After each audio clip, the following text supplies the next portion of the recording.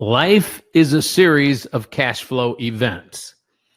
Now, I'm not sure this is the way you've always looked at life. Maybe you have a deeper feeling about what life means to you. But from a financial standpoint, this statement is absolutely true. And where I run into issues with people or questions, let's say, where they're looking at it, I don't think exactly the right way.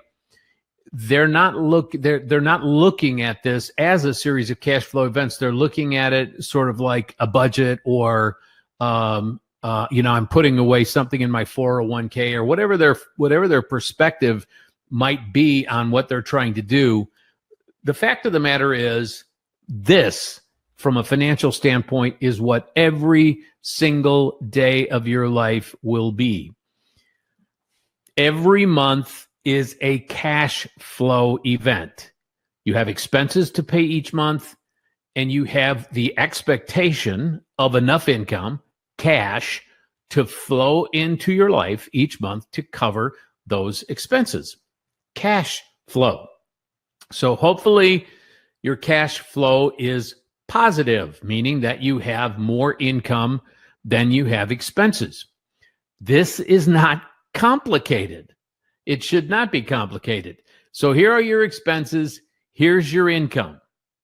This is the way most people should be living. And this is how they kind of view a budget. All right. So they have their expenses and their household income, or their individual income if they're single and on their own. This is what it should look like. Income greater than expenses. If your income is less than expenses to start out with, you have a serious problem you need to deal with right away. But people make it complicated. This thing that should be simple, they make it complicated. They allow their expenses to be greater than their income. How? Why? The why is pretty simple. We're seduced into buying more stuff than we actually need, and certainly more than we can afford at the moment.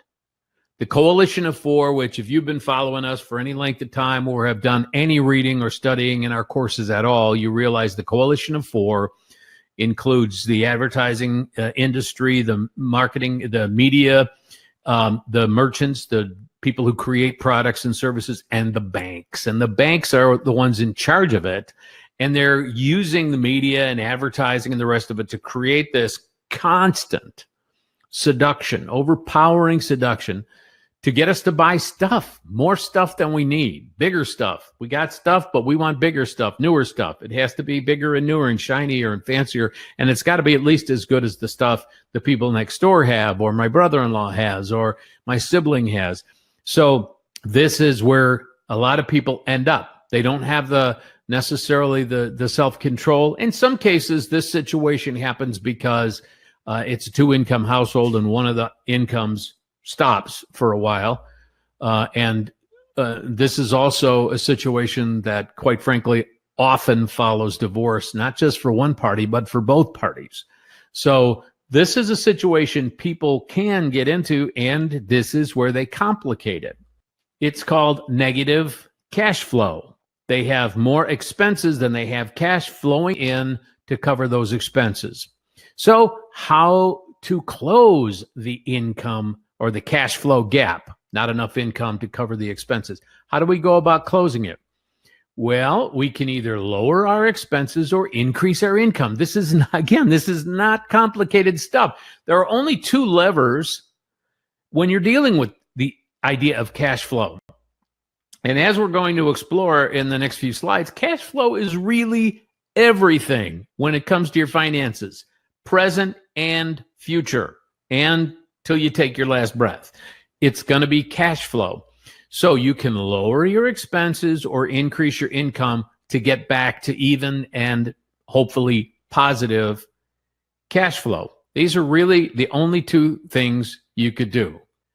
Now, too many people, unfortunately, use another option: debt. They use debt to cover that gap, the gap between income and expenses. In fact, debt is probably how their expenses got higher than their income. payments, monthly payments. We call it the monthly payment trap in our training materials.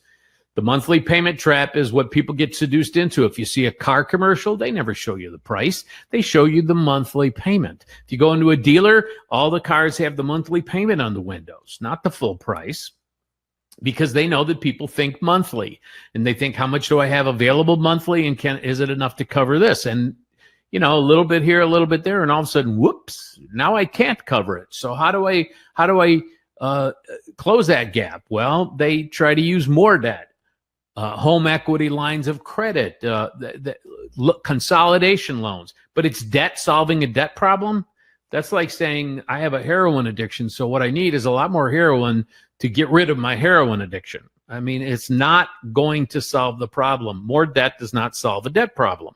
So this won't work. This is unsustainable. If you continue using debt to solve your problem, there comes a time where nobody is going to offer you any more credit. And then there you're stuck with not enough income to cover your expenses. And if you've been adding debt to cover your living expenses, your living expenses are going up every month because the debt payments get higher. So you're going in the wrong direction. It's unsustainable. Quite frankly, it ends in probably bankruptcy. So this is not a solution. And if you find yourself that you're using credit cards to float groceries and to pay for monthly living expenses, rent or, mortgage payment, food and utilities. If you're paying those with credit, you're already in an unsustainable situation. And it's not ever going to come out of that following that track. It's only going to get worse. So it has to be solved. Now that's cash flow while you're working. This is during your working years. What happens when you want to slow down or stop working someday? What dependable income streams will you have coming in to cover your monthly expenses when you're no longer working? Retirement. When you have living expenses in retirement, because you're still going to have to live somewhere, you're going to have to pay the light bill to keep the lights on, and you're going to have to feed yourself. You're going to have to, get around, whatever those living expenses are, insurance and so forth, you're going to have to cover those in your post-employment years. How are you going to cover that? If you're thinking about Social Security, I'm going to live on Social Security. The average check is less than $1,400 a month. And the average household, I was just doing this for a Facebook ad we're running. The average 50 to 65-year-old household has enough in their 401k to pay them about between $400 and $500 a month in retirement. So they're going to end up, even with Social Security, the average Social Security check and the average monthly income they can take out of a 401k and not run out, in their later years, it's going to be less than $2,000 a month combined. Let that sink in. Less than $2,000 a month. Can you live on less than $2,000 a month to cover all your expenses? And if you're on Medicare, you don't even get that whole $1,400 a month because they're taking out your Medicare premium. So you won't even get that. So you're going to be well below $2,000 a month. It's not doable for most people. Will these income streams, if you have other income streams, will they be enough? So if they're not going to be enough, what are you going to do? This is why we exist, because we have a deep compassion for people headed for this ending that you're seeing on your screen right now. Negative cash flow in their quote unquote retirement years. How are you going? You can lower expenses. You can try to lower your expenses more radically or raise your income, but you have a choice to make. Either plan on severely slashing your expenses in retirement, and I'm talking about things like downsizing, doing without a car so you don't have all those expenses, maybe even moving in with the kids. I unfortunately know people, have friends and family that this is where they are because they didn't look down the road and see the expenses higher than the income out there. They just got down there and went, oh crap. And oh crap doesn't solve a problem. You could start piling up a retirement nest egg now. That would be my suggested choice. But how are you going to do that? Well, the lowest hanging fruit is always debt. If you can eliminate debt, you're squeezing down this gap and you're lowering your monthly expenses at the same time. So you now have more income available to cover those expenses because the debts are going away and the expenses are less because the debt payments are going away. You get the biggest bang for your buck eliminating debts, way more than the most fantastic investment you could ever put them in. So eliminate debt should always be your first choice. Now, you're a Smart Wealth University subscriber and student, so you have several options to figure out how to pay off the debt. You have access to the Debt-Free Millionaire coaching course. A lot of good information in that. You have access to the cash flow dashboard. It will actually help you figure out a debt elimination plan and help you follow it. And you have access to our flagship course, the Smart Wealth System course, where we teach about debt elimination in sessions 2 and 4. And we talk about in the Smart Wealth System course doing these things using private family banking. The Debt-Free Millionaire course is what we call DTC, direct to creditor debt elimination. The cash flow dashboard will show you direct to creditor debt elimination, but it will also show you how much better it could work if you use a private family bank. And the bottom line with using private family banking for debt elimination is you end up with more money because your money is growing in your bank while you're using it for debt elimination. So at the end of the game, you have all that money in your bank that's been growing. So you end up net with more dollars. So there is an advantage, several advantages to using a private family bank, but debt elimination should be the first step. Once expenses are lower than your income, so now you have a little bit of breathing room. What do you do with that money? Well, you could go to Disneyland, I guess, but I'd say you should build wealth. This is where you start to put together that nest egg that can then provide some income. Like I said, the 401k for the average family in their late 50s and 60s will provide $400 to $500 a month of income based on a typical financial planner's calculation of how much you can take out and not completely eat your nest egg. Now, of course, that's betting that the stock market won't on you. And we don't bet that way. That's why we like the private family bank. It's a much more stable and safer alternative. But if you're going to use that extra money to do something good for yourself instead of just get more and newer and shinier stuff to have around you, you want to build wealth with it. So now you have another choice. Do you use the stock market? I don't suggest that because, as I said, there is a risk of loss in the market, and major meaning between 30 and 50% losses of not only the growth, but what you put in. I have a friend who in 2008, the 2008 crash took away everything he had gained in 20 years of funding an IRA. And all that was left in there was what he had put in over the 20 years. So there is a serious risk of loss in the stock market. You could put this extra money here into a bank. But what's the problem with the bank? Low return. I won't even get into the fact that banks are inherently risky. They appear to be okay as long as the economy is doing really well. But if they get into trouble, they don't have a plan B. They don't have the resources. They're not required to have the resources to be able to withstand storms. Let's put it that way. So a lot of people don't know when you put money in a bank, a regular typical bank, all that paperwork they make you fill out, what it's actually committing you to is the fact that when you give the bank your money and they give you a statement every month, that statement is simply an IOU. The money becomes the bank's money, and they owe it to you. So if you say, I want my money out of my savings account, well, if everything's going well, they just give it to you and you're none the wiser. But if that bank started to fail, or if they became insolvent, all they'll tell you is, you know what, you're a creditor, an unsecured creditor of the bank. So you get in line with everybody else that we owe money to.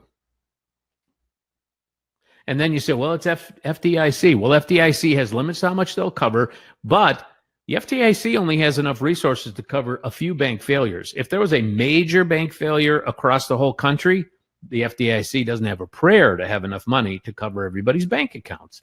They don't have enough. They couldn't possibly have. Congress couldn't give them enough. So banks are not all that safe. Plus, if you've got a savings account, the returns that banks give right now are pitiful. So I don't like that choice. How about a private family bank? Take that money and actually put it into a private family bank every month and build that up. No risk. There's virtually, somebody could maybe come up with a way there's a risk, but a contract for a private family bank has not ever failed because of the way insurance regulations protect people with policies. And that's what this is based on. It's based on a life insurance policy. So it's tax favored. And in fact, if you use the money the way we teach to use it, you should not have to ever pay taxes on any of the money once you put it into the bank. You can take it out and use it essentially tax-free. And when you pass away, the death benefit goes to your beneficiaries tax-free. So it's just ripe with tax benefits, and it provides a good return. Believe it or not, the return, the tax-free return inside your bank is comparable to the after-tax return on average provided by the stock market over a 20-year period, which is, you don't invest for next week, you invest for the long term. So over a long period of time, the stock market average is not what it may look like at any particular in the last year or whatever. So the average, and then you take the taxes out because that's taxable, and then you see that the return that the average person gets is not that much better with all that risk in the market of losing than what you would get from a private family bank. And the private family bank, if you take into account the death benefit as part of the return, then it kicks butt. So this is the way you should take that excess and put it towards the future. Private family bank, we teach you about that. You have access, you're in the university, you have access to this information. So first of all, the Banker's Secret to Permanent Family Wealth book is the essential handbook to what a private family bank is, how it works, what to do with it, and how to use it to pay off debt, and how it can be used to finance major purchases and finance your business, pay for college expenses. So it's in there. It's all in the book.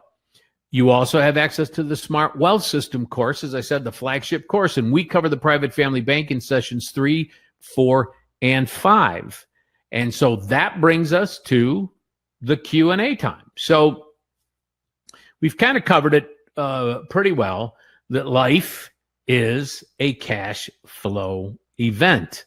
And it's a series of cash flow events. And it will be a series of cash flow events all the way through the rest of your life. I mean, if you end up in a nursing home, that's going to have a monthly cost. And you're going to have money available to pay that cost. And I suppose you could end up in a county nursing home or whatever at the expense of the county, but that's not that nice of a place to end up. So you will have cash flow. You will have cash flow to consider every month for the rest of your natural life. And the sooner you get a handle on that, the better your life is going to work out.